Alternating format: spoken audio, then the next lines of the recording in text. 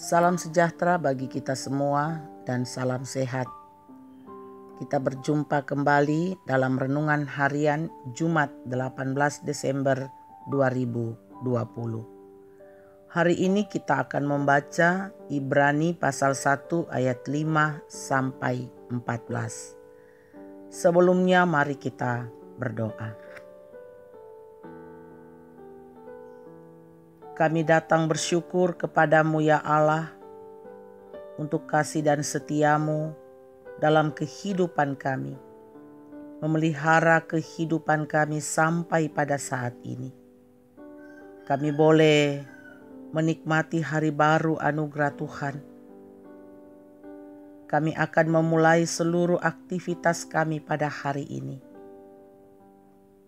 Kami akan mendengarkan firman-Mu yang terus akan menjadi kekuatan bagi kami. Ya Roh Kudus, berkati kami semua untuk mendengarkan firman-Mu dengan baik dan melakukannya dalam kehidupan kami. Di dalam Yesus Kristus kami berdoa. Amin. Ibrani pasal 1 ayat 5 sampai 14.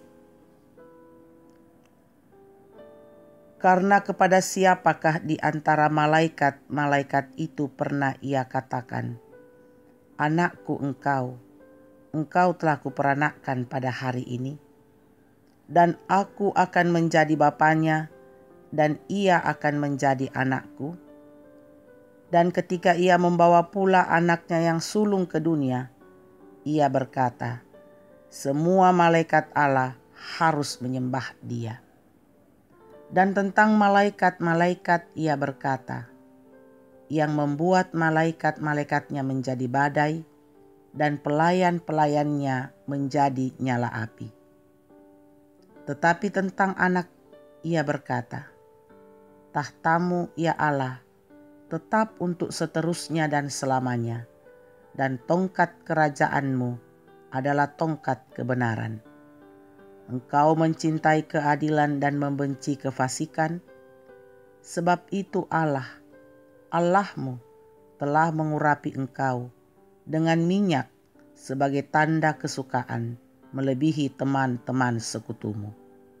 Dan pada mulanya ya Tuhan, engkau telah meletakkan dasar bumi, dan langit adalah buatan tanganmu.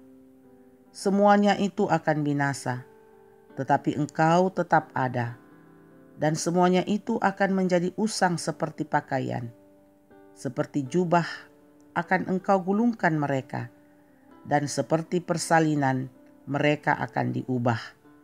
Tetapi engkau tetap sama, dan tahun-tahunmu tidak berkesudahan. Dan kepada siapakah di antara malaikat itu pernah ia berkata, "Duduklah di sebelah kananku, sampai kubuat musuh-musuhmu menjadi tumpuan kakimu"?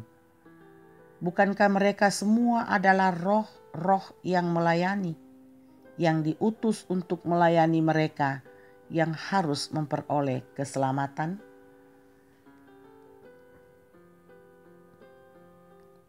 Mencintai keadilan.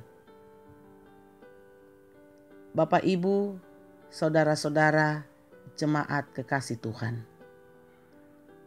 Sebuah film keluarga yang menarik berjudul The Winslow Boy mengisahkan tentang seorang anak berusia 13 tahun yang dikeluarkan dari sekolah militer di Inggris karena dituduh mencuri.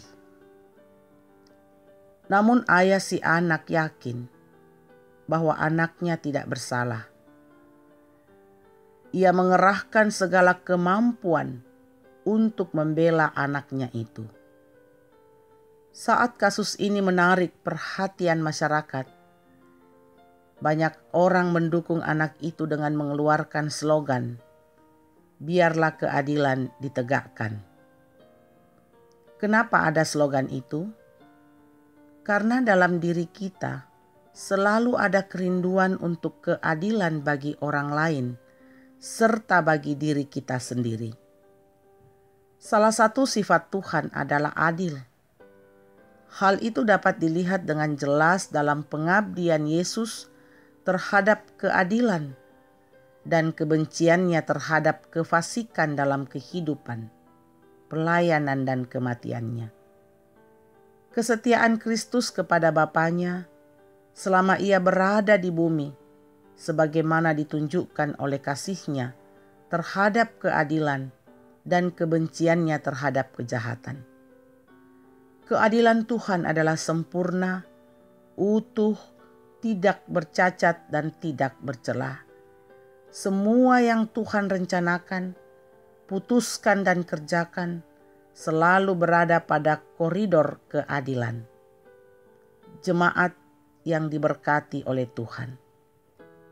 Yesus mencintai keadilan dan membenci kefasikan. Dan itu nampak dalam pelayanannya. Ketika Yesus masih nampak melayani sebagai manusia di dunia.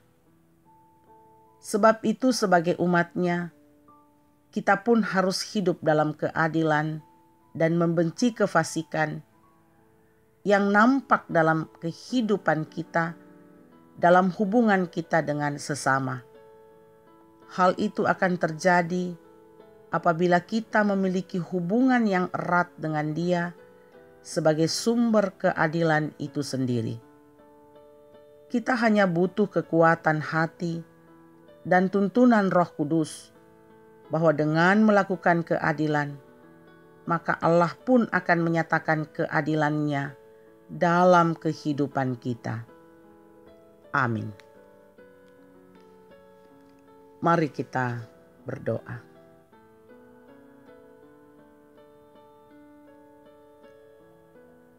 Kami bersyukur kepadamu ya Allah untuk firman-Mu yang telah kami dengar dan renungkan. Roh Kudus, berkati kami dan mampukan kami untuk melakukan firman-Mu, menyatakan keadilan dalam kehidupan kami. Menjadi berkat bagi semua orang, dan nama Tuhan dimuliakan. Terima kasih ya Tuhan, untuk semua berkat Tuhan dalam kehidupan kami. Perlindungan Tuhan di tengah-tengah pandemi pada saat ini.